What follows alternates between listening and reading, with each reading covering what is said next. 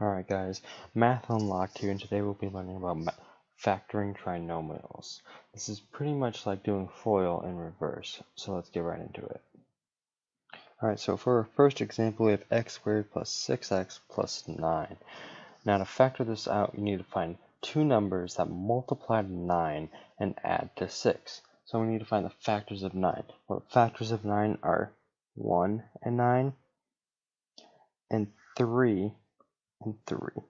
Alright, so now if you take 9 times 1, you get 9, which fits within multiplying to 9. But if you take 9 plus 1, that does not equal 6, it equals 10. So these will not work. Now if you take 3 times 3, that is equal to 9. But if you take 3 plus 3, that is equal to 6. So this would work. So this is how we would write out our answer.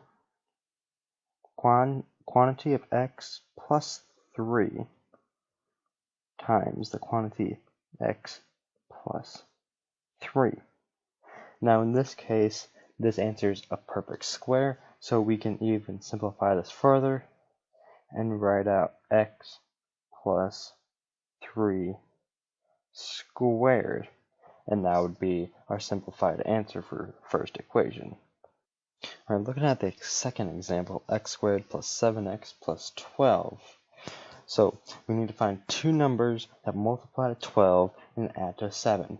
Well, we need to find the factors of 12. So they are 1 and 12, 2 and 6, and then 3 and 4. Alright, now looking at these, 1 times 12 is equal to 12. That does not add to 7, so these will not work. So next we have 6 and 2, adding those together equals 8, does not equal 7, these will not work. Then 3 and 4 multiply to 12, check. Add 7, check, these will work. So writing it out, quantity x plus 3 multiplied quantity x plus 4. And that would be our answer. And it can't be simplified any further, so we're done right there.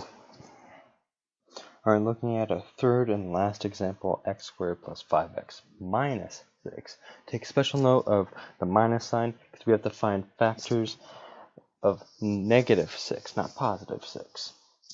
So, two numbers multiply to negative 6, add to positive 5. So all the factors of negative 6 include negative 1 and 6, 1 and negative 6, negative 3 and 2, and 3 and negative 2.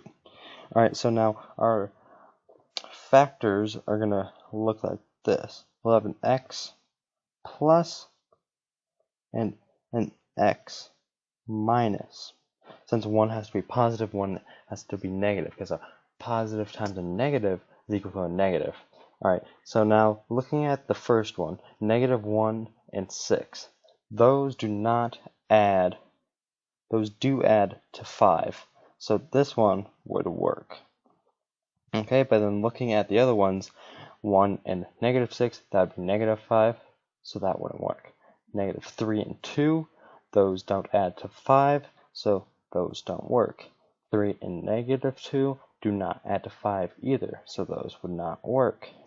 So now plugging negative 1 and 6 in, we put the 6 with a plus and the negative 1 with a negative. So we get x plus 6 times the quantity x minus 1.